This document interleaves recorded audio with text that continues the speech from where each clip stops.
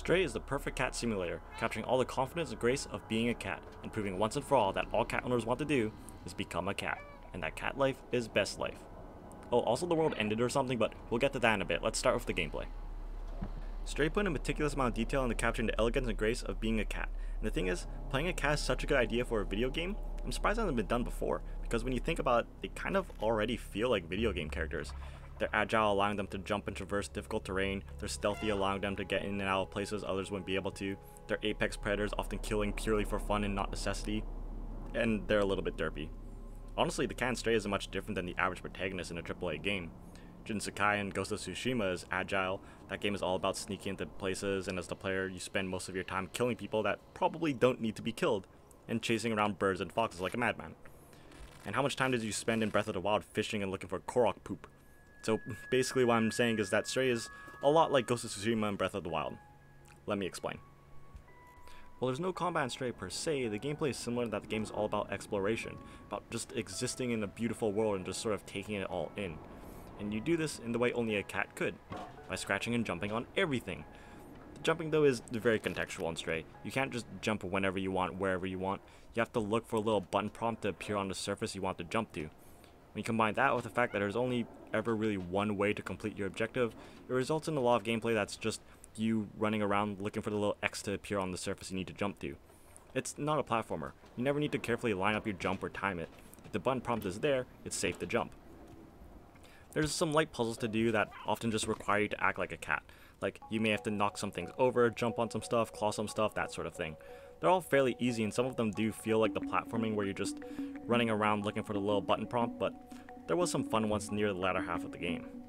Later on, there's also some stealth mechanics, but they're pretty simple but fun.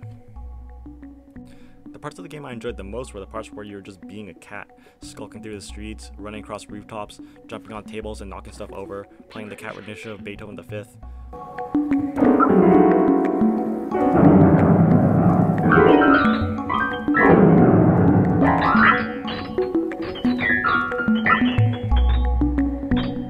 This game is a cat simulator and does it very well. There's spots scattered across the game where you can just take naps.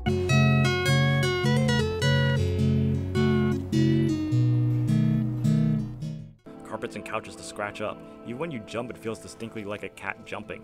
There's that brief second where the cat sort of winds up its jump before gracefully leaping through the air and climbing up to that shelf and knocking Grandma's portrait off.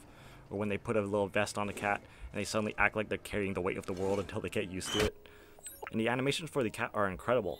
I doubt you could get a cat into one of those motion capture suits, let alone getting them to move while wearing one, but the animations are so good it feels like they did exactly that. And those couches and walls to scratch, those shelves you can jump onto filled with objects that exist purely for you to knock over are scattered all throughout the game for no reason other than to just let you roleplay as a cat. If you get anything out of this game, it's that it's just fun to be a cat. The gameplay may not be super deep, but that's okay because this game is about the setting, the world you explore, and it's wonderful. Combining equal parts somber, creepy, and beautiful, I couldn't help but love exploring the world of Stray and uncovering its mysteries.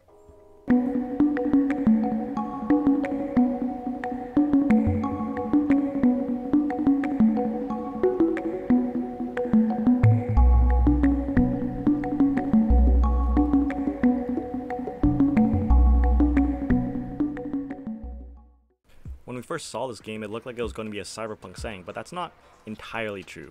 Whereas cyberpunk is about a world currently being ravaged by rampant capitalism that's slowly choking the world in the name of ever-increasing profits for a handful of corporations, Stray takes place after that world's fallen, after the corporations have squeezed the last bit of profit and therefore life out of the world, and now all that remains are the vestiges of said world. It's post-cyberpunk apocalypse. All that remains of the humans that once populated the world of Stray are artifacts and the robot servants they left behind, which have since gained sentience and now mimic their former organic masters. You stumble upon the city of robots after having fallen into an underground city and being separated from your cat pack, and now you have to find a way to climb your way back up to the surface. The poor robotic residents of the city literally live in darkness, and they've all but given up hope of ever seeing sunlight as the wealthy got to live higher up away from the trash.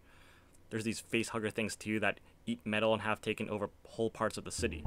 They almost look like cordyceps from The Last of Us, with their almost fleshy fungal growths taking over building. But despite all this, the world has a certain beauty to it, as life, or at least a form of it, still perseveres.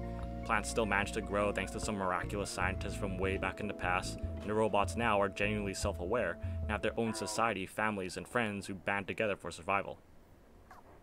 And seeing life continue to grow out of the failings of humanity, seeing these robots form bonds not unlike our own, there is a certain beauty to that, and it was a lot of fun slowly uncovering what happened to this world, piecing together the mystery that reveals the events that lead to the world being the way it is.